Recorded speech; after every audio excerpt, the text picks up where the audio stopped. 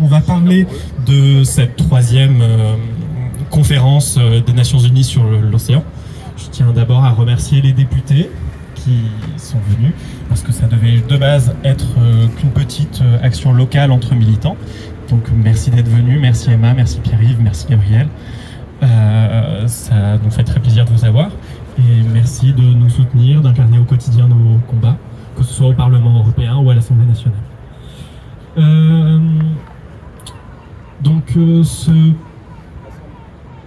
Ce rassemblement prend aussi un petit goût amer avec la répression qu'on a subie ces dernières semaines.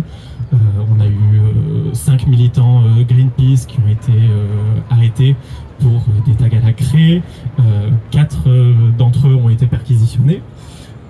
Leur bateau qui devait être à l'inauguration de la conférence a été déprogrammé. On a aussi eu 3 militants insoumis qui ont été arrêtés la semaine dernière pour du collage sur des colonnes publiques. Donc merci aussi de venir soutenir les camarades, que ce soit de la France Insoumise et les autres militants écologistes. Bien sûr, on dénonce le déploiement de cette violence complètement disproportionnée qui s'abat sur les voix qui défendent l'environnement et qui dénoncent aussi la politique menée par la République française. Et encore une fois, merci d'être là.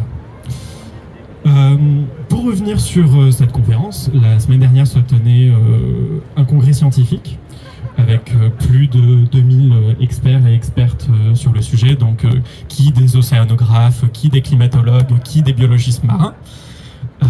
Certains dénoncent, à raison selon moi, un coup de com' des organisateurs, parce que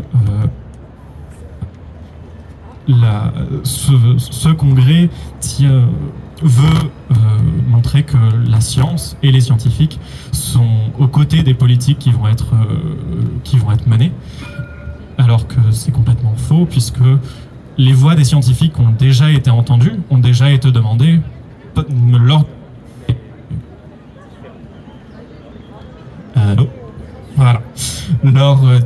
des différents rapports du GIEC, lors du rapport de la plateforme intergouvernementale sur la biodiversité et les services écosystémiques, à la Convention citoyenne sur le climat. Et à chaque fois, leur voix a été certes entendue, mais ils n'ont jamais été écoutés.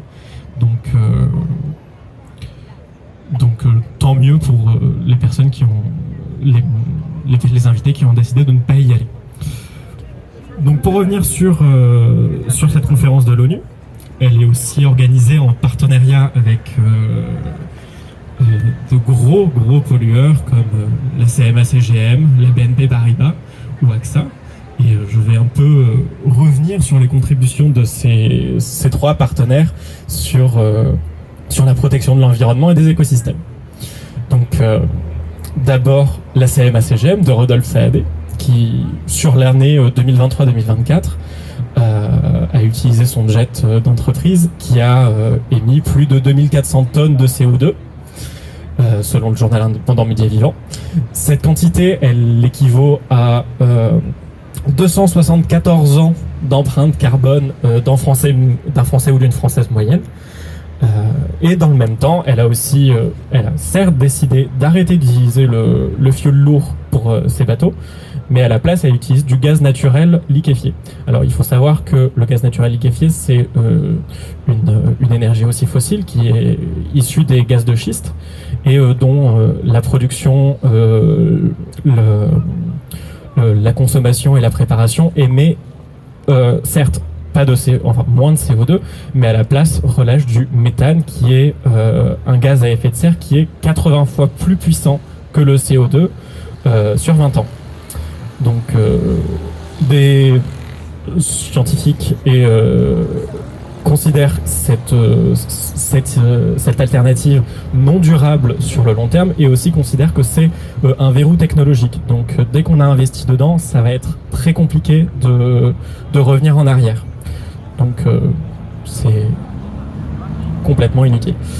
Pour la BNP Paribas, Depuis la COP 21, elle a injecté des milliards d'euros dans les secteurs carbone, pétrolier et gazier, dont 17 milliards de dollars entre 2020 et 2021.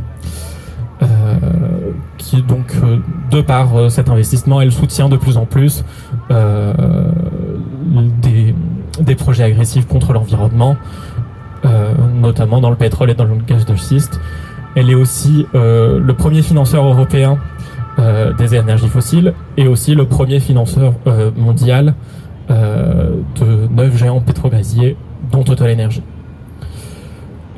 Enfin, avec ça, elle reste liée par ses investissements aussi avec les entreprises pétrolières et gazières, et c'est aussi un énorme soutien du gaz naturel liquéfié américain.